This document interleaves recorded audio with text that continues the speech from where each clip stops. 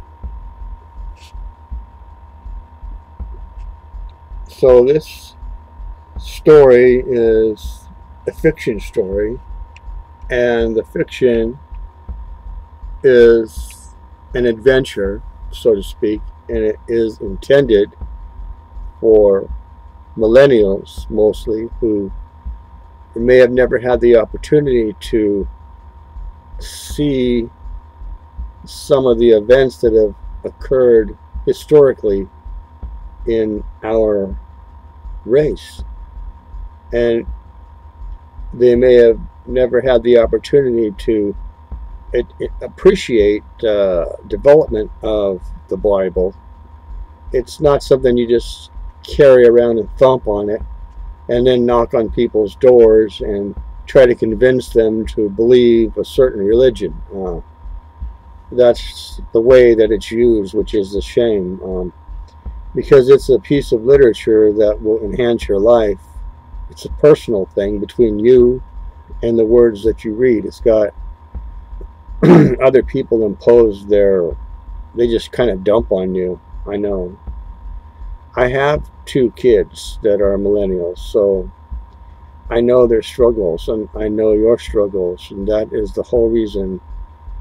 That's the primary reason why I'm writing this book, is to convey a message without condemnation, and to convey a message without personal bias. Although, obviously I have a personal bias. I try the best I can to just present facts for facts, and fiction for fiction, and opinions for opinions.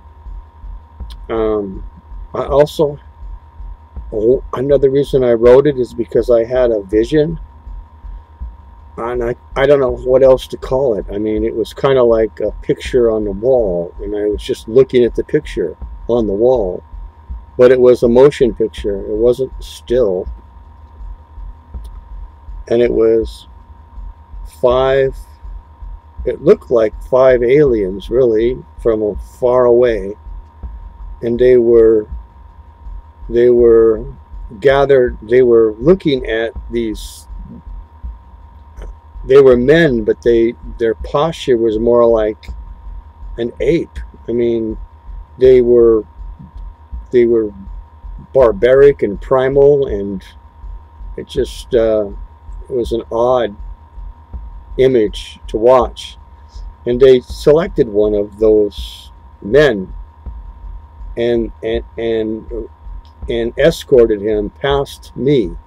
They just kept walking, and they went behind me, but I knew what they were doing. I mean, I was watching it on the wall, but then they were behind me, and so I couldn't see them anymore.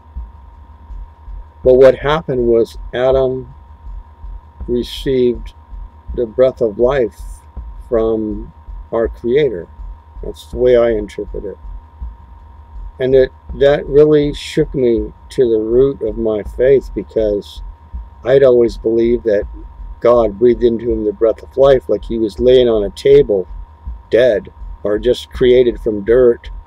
Somehow God made him into a man on this table, and then he did mouth-to-mouth resuscitation and breathed into the breath of life. Fine. I mean, that's the way it's written in the Bible, and kind of like the way it's written in the Quran too. But what I saw was a living person already. He was already alive before he received that breath, and that's what really shook me. Really did. And the only conclusion I could come to is that he received the breath of life in a spiritual sense. He received the essence of man, not a beating heart. He already had a beating heart. In fact, he had a belly button already. But he received the essence of man, which gave him a connection to the spiritual realm, which is what you and I both have. We both have the essence of man through the mother of all living, who is Eve.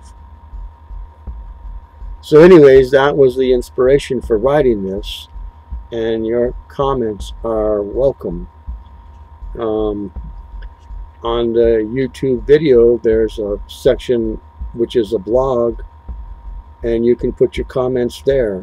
You have to be have a user ID in YouTube in order to do that, but if you log into YouTube and sign on and then look at this video, you'll see there's a section there where you can put in comments, and they're quite welcome, because the construction of this particular book is still underway, and now you know the motivation of why I'm writing it, so your comments are quite welcome.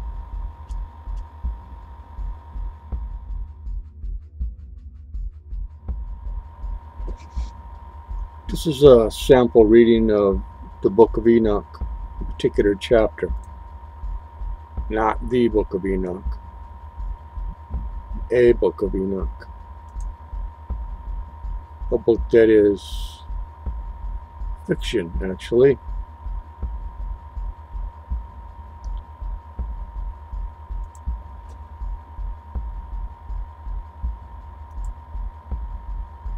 The orb speaks. You cannot discuss with Adam, a fairy, an orb, a guide, a dragonfly. Why?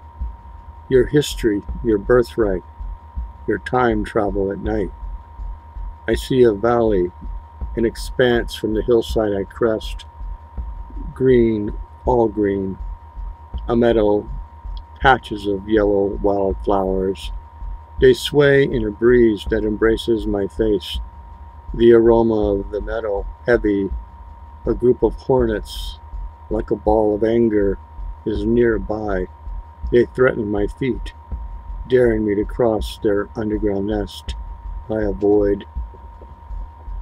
He actually writes this as a memory because his whole life is a memory from the modern era, from when he was before he was who he is. And she says it's a fairy. I say it's a butterfly. This is the picture that I took. I took that picture. It came out like this. And this one, I'm not sure where it came from. All I can tell you for sure is that to me, it doesn't really look like a butterfly. Well, it does. There's wings. There's 2 wings and maybe some antennas. But to me, it looks more like a fairy, because I can see the head, and I can see a leg right here, and another leg, and 2 arms. So regardless of where it came from, it's just a matter of interpretation of whether or not it's a butterfly or a fairy. To me, that's what was seen in that meadow, like hundreds of thousands of those over here.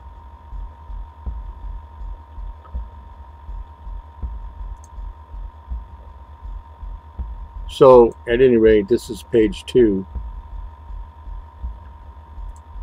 The orb, the fairy, the guide of mine, glides silently down the hillside and into the valley on wings that flutter with lightning speed. I don't have a GPS, I don't have a map, I don't have a compass. I follow the orb. At the base of the hillside, the orb plunges beneath the ground, a mound, a little mound, a mound of fresh dirt, a rabbit hole, no, too small, an orb doorway, an entrance to the home of a fairy. Not one mound, hundreds of mounds, hundreds of orbs, a meadow of fairies. Standing on the slope of that rocky hillside looking down into the green meadow is stillness, except for his focus on all of these mounds everywhere and crisscrossed with patches of yellow flowers and of several trees way off in the distance. That's about it. And then you come to page 3.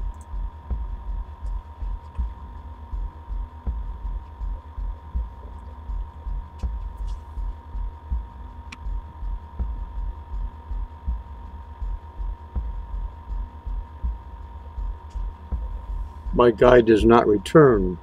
This is the land of Elda. Silence, a wisp of wind, then silence once again. I check my waist. I have my hatchet. I still wear the armband where the medicine man wrapped my wound. I still have the knife. There is no path to follow in this meadow. Everything living here has wings or roots. There is no path, just a collage of colors. So I stand still and gaze across the flowing meadow. I have no direction to continue my walk. I have no inclination of which way to go. The land of Elda is a land spoken of in the pharisaical writings from 200 BC.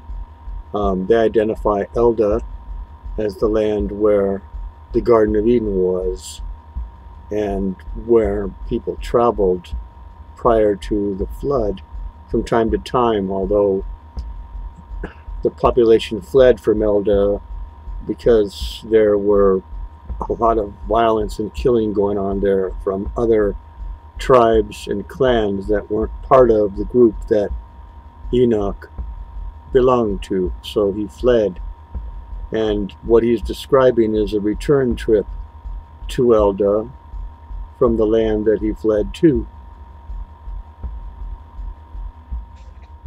Enoch doesn't really just rush into the meadow for reasons of safety. He doesn't really know what's out there.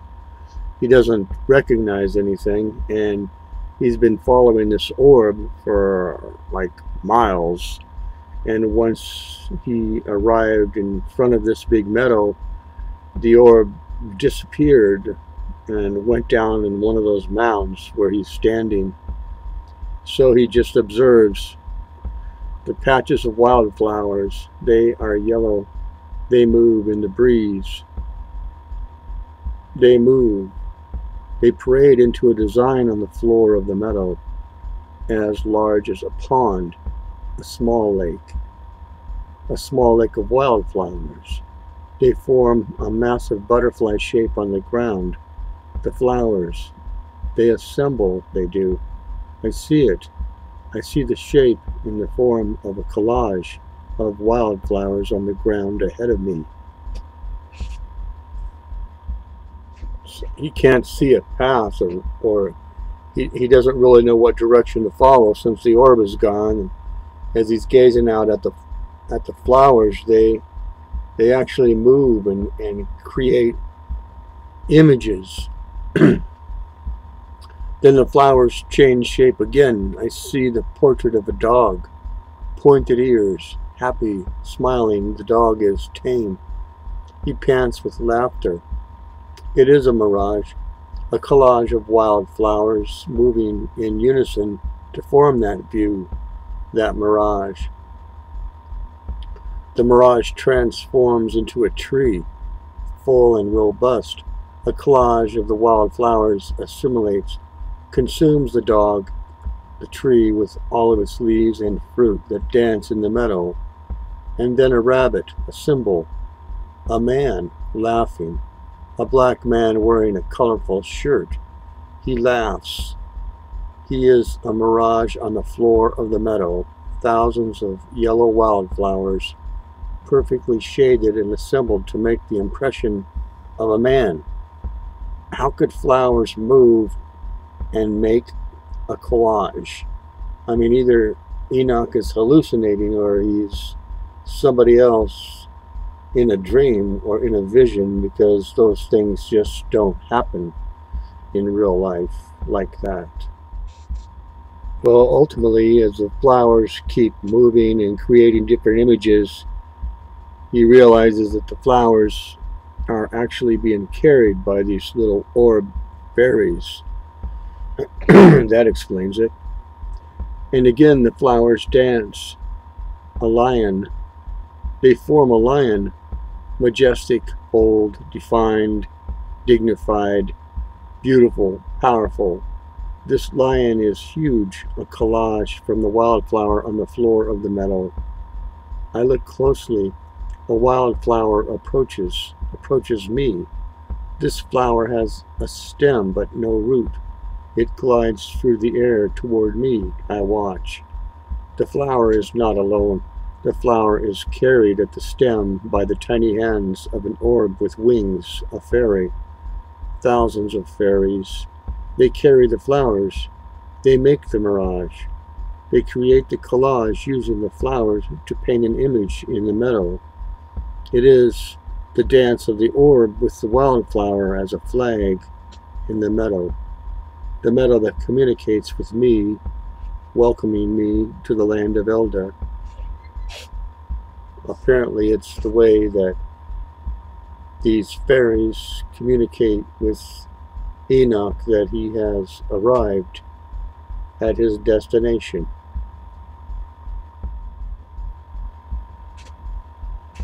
The orb fairies return the flowers by the stems to the roots where they grow in the meadow. The orbs with wings, the fairies, they then all disappear down the entrances of the mounds of dirt made in the meadow, their home, their city in this field of flowers. The flowers once again idle, content. They sway once again in the light breeze of the morning, patches of yellow petals releasing a sweet aroma, content to sing their colors of glory. However, something has changed. There is a path. See, Adam is there in the land of Elda. And all of the clan, all of Adam's descendants left that land because of all the violence, but Adam remained there. And Enoch's goal in coming back to the land of Elda is to find Adam. As I progress carefully down the path, careful not to step on the flowers that grace the rim of the path, I hear the words whispered, "You cannot discuss with Adam, a fairy, an orb, a guide, a dragonfly. Why? Your history, your birthright, your time travel at night." I see him in the distance, sitting on a gentle slope of trimmed green grass, a slope facing a garden of flowers, many colors dancing. I see Adam, bronze, black, tan, powerful shoulders, Asian, no Ethiopian. No, he is not definable. I trust. No, I suspect an illusion. He is an old man, like a monk with long hair. He has a beard, an Arab profile. He wears a cap. No, it's leather, dark leather. He has a scroll, like a scribe. He stands like a Greek god.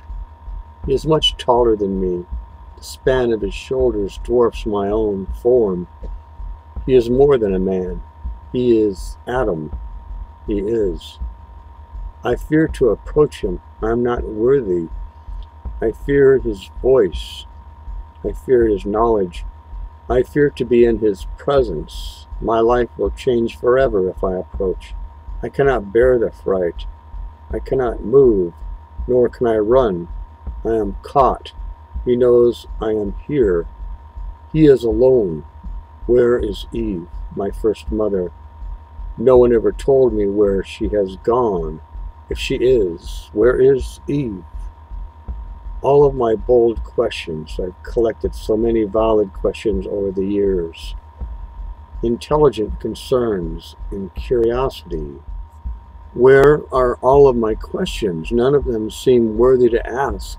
I'm not worthy to produce them, to inquire. The valley, the field, the meadow, it shrinks.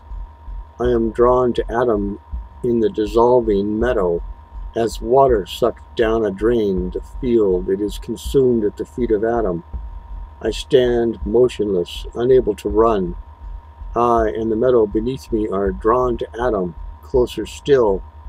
The valley is diminished to the green, gentle slope presented by Adam. I'm standing beneath his shoulders and massive chest, paralyzed, unable to move or to speak. Out of turn I am, locked in the presence of Adam. His arms surround me. I receive a hug, a long, lasting hug of love. I can't imagine that scene. I can't imagine what it would feel like or look like to be standing in a three-dimensional physical meadow of flowers, and you see a man off in the distance, and you are like drawn to him as if you were going to be sucked down a drain at his feet. And then when you arrive there, everything stops and it's just you and him. Passion, caring. His hug is enormous, overwhelming. I feel acceptance, remorse, joy, and tears of repentance, a cry for forgiveness. Shame and laughter all in one sensation. Words can barely express the sensation of that hug from Adam, the first man. He answered all of my questions without speaking. I could sense the answers from his hug. His emotion was given to me all at once. The flurry of pain, not physical. He deeply loved Eve. He gave up his authority and position because he could not bear to be without her. His authority on this planet, his domain to rule. It meant nothing without Eve. For this cause a man shall leave his father and his mother to be with his wife. what's really strange is Enoch got into a situation where he was married to a woman named Edney.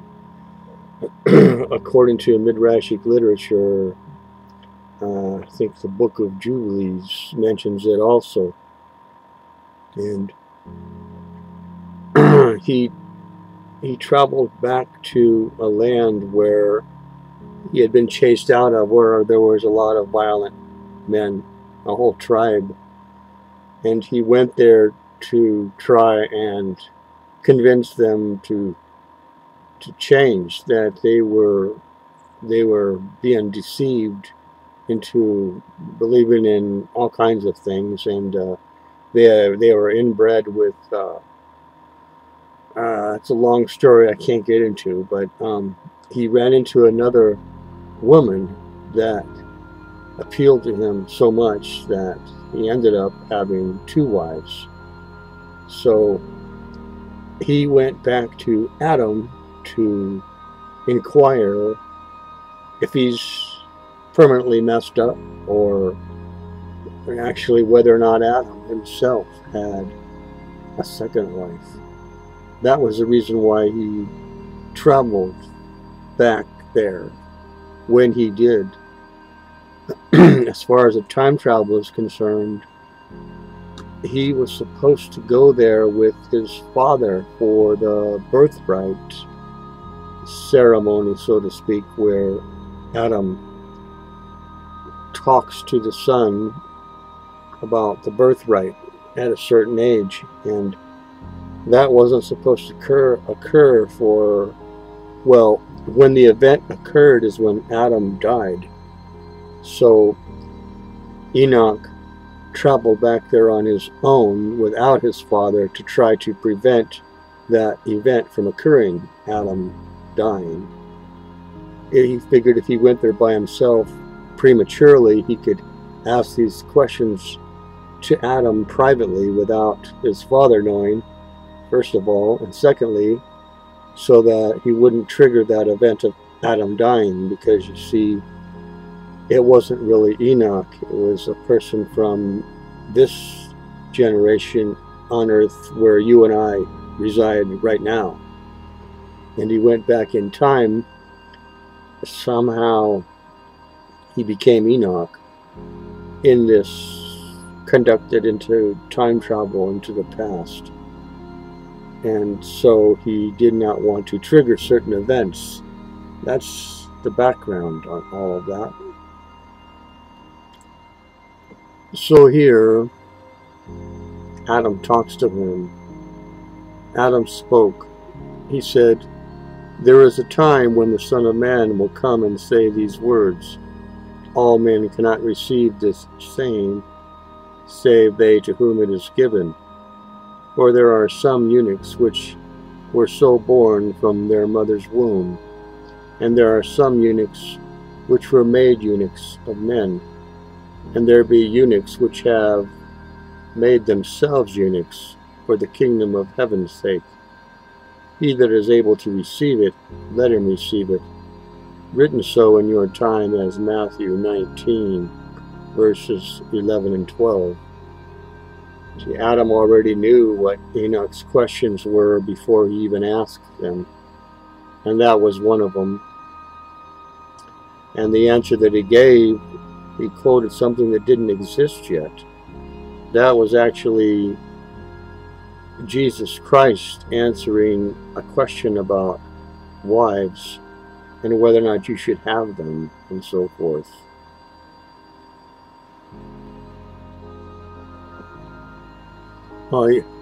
Enoch's thoughts, what does that mean? Adam replied, you have to realize Adam was pretty humble. He's not even responding to the fact that he can't bear the burden of being a eunuch. He's replying that he cannot bear the burden of leaving his wife, Eve. That's what he struggled with. He's speaking as if he couldn't bear the burden of being a eunuch and being without Eve, when in reality it was the other way around. He couldn't bear the burden of leaving her side because of what he was told. And he wanted to honor what his Creator told him.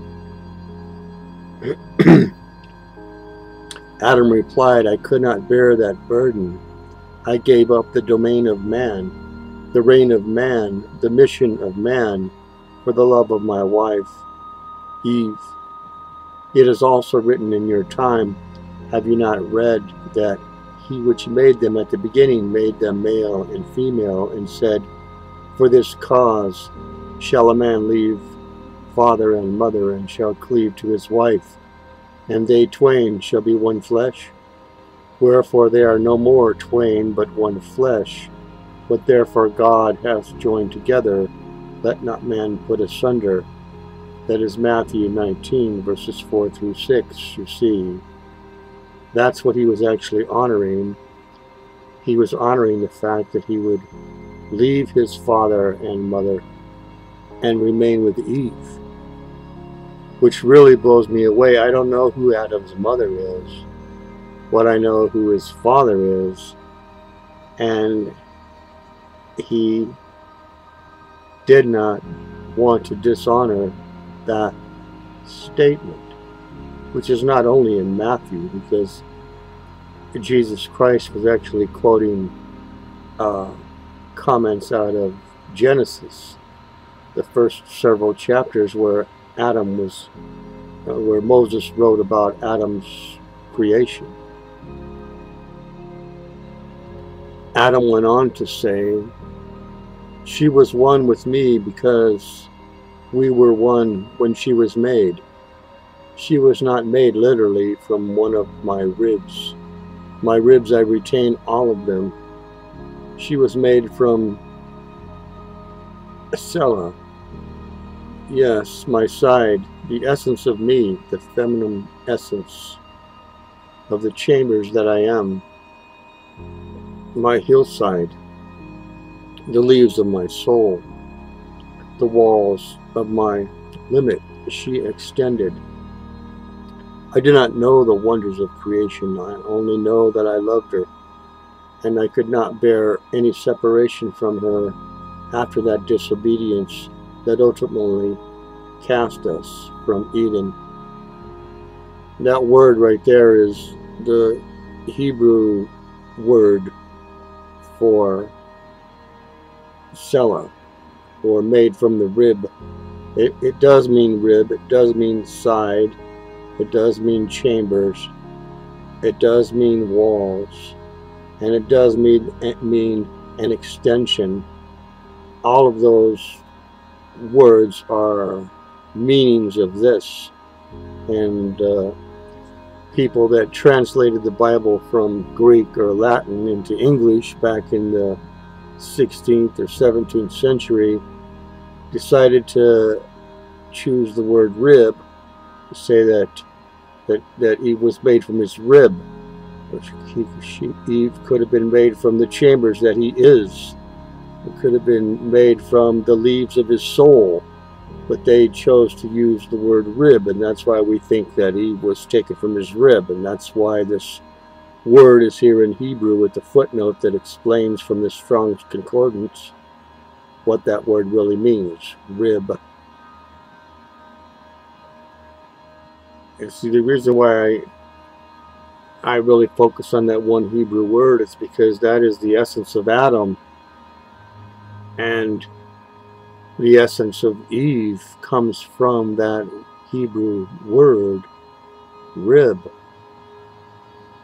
And to just write it off is kind of shallow, to just say that she came from his rib. We know that's not true. Anyone who thinks about how the first man could possibly have a clone, so to speak, which would have been Eve, it wasn't really the whole story.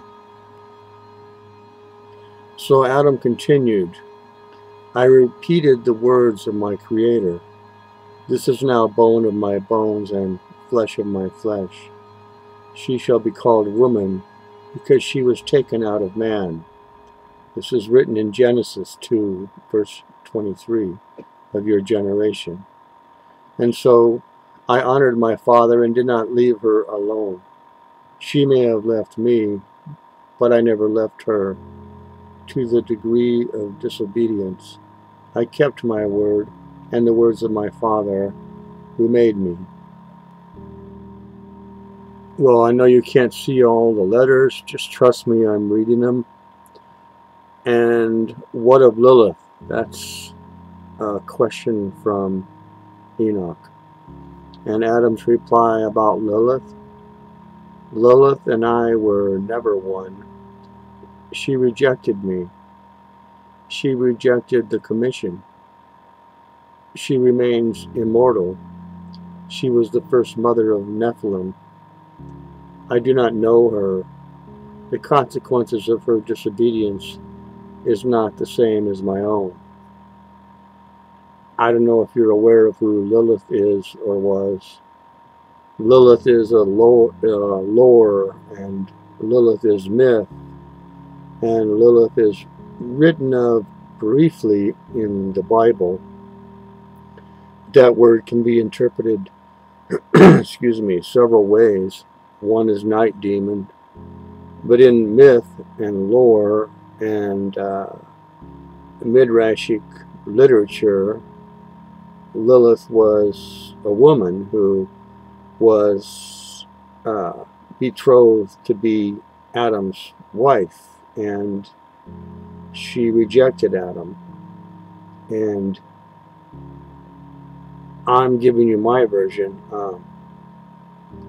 Because of that fact, Adam was the one who received the essence of man, and Eve was created as an alternate to Lilith and became Adam's wife. So he only had one wife. Lilith was never his wife. And Adam and Eve, because of the disobedience of Eve from being deceived by Satan, lost her immortality, as Adam honored his father's statement that the two will become one flesh, and that Adam would leave his father and mother to remain with Eve. Well, he knew that Eve had lost her immortality, and he did not want to leave her side. So his judgment call was to also disobey, and because of that they were booted out, and both of them lost their immortality. But that doesn't explain what happened to Lilith. So if you want to know what happened to Lilith, you are going to have to find the rest of the story. And the rest of the story is not going to be on this video. The rest of the story, some of which isn't even written yet.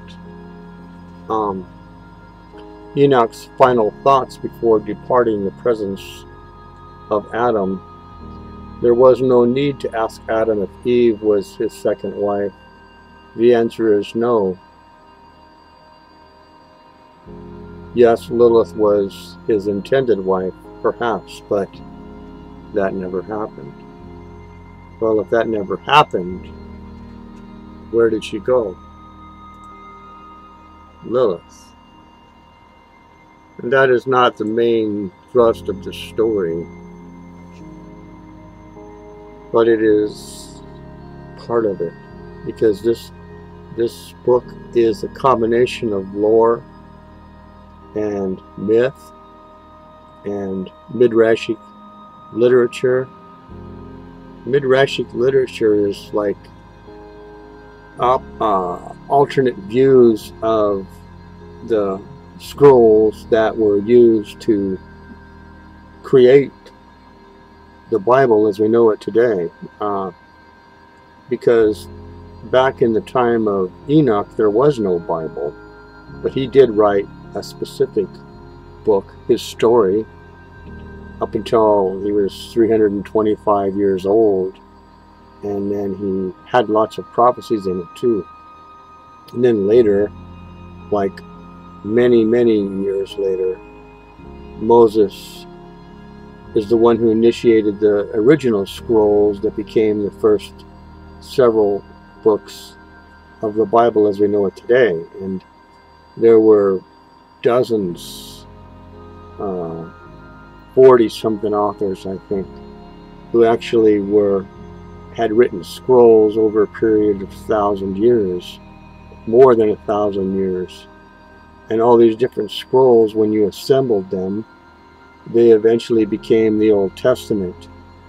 And then once Jesus Christ was on the earth, new scribes were writing about his events, and they became the 4 Gospels: Matthew, Mark, Luke, and John. And then you had disciples and apostles who went through a reformation of Christianity, so to speak, or the formation of it, and those were more authors, and all of those scrolls became the New Testament. So that's how the Bible came about. It's not just one guy writing it, it's many authors. And the Bible itself has history of its own, which people deliberate forever. We're never going to agree on what the Bible means, because there's so many pieces to it that people are convicted of, and other pieces they're not convicted of because of their thought processes and the events in their own life and the type of life they live and the type of ways they think. And so the first part of the New Testament, the very first words, in the beginning was the Word, and the Word was with God, and the Word was God, yada yada yada. But stop and think, in the beginning was the Word, and the Bible is a whole bunch of words. And when we read them, it's just a story. It's just a two-dimensional story, which could be a riddle or a rhyme, or written as a fairy tale. But they're words. And when you read those words and put them together, you become connected to a realm which is outside of the physical realm where we live. That's why we have scientists. They look at the physical realm and they do tests and comparisons, and they do these different things to validate a fact. And once it's a fact, it can be held on to.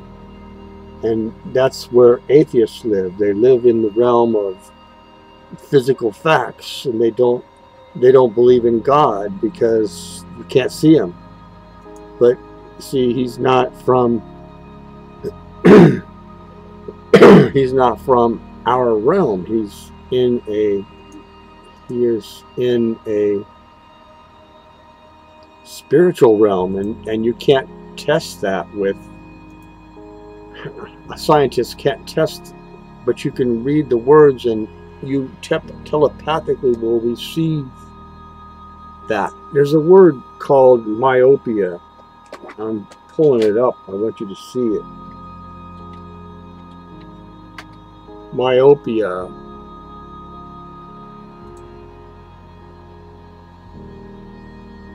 Also known as nearsightedness and short-sightedness. It's not really just that. It's a condition of the eye where the light that comes in does not directly focus on the retina. Well, that's pretty good, actually. Most common refractive error of the eyes can also be a result of cornea, myopia. Myopia is also the inability to see the spiritual realm. Go figure. So I guess the end result of it all, what I'm trying to accomplish here is to ask you some questions about this chapter that I just read, because I put so much narrative into it, and the chapter doesn't really have all that, and I don't know how to convey that without the narrative. So my question to you is, do you think that this should be edited with the narrative embedded in between those pages for an explanation, or not? The one disadvantage that you have is you didn't have the opportunity to see the first 10 or 15 chapters.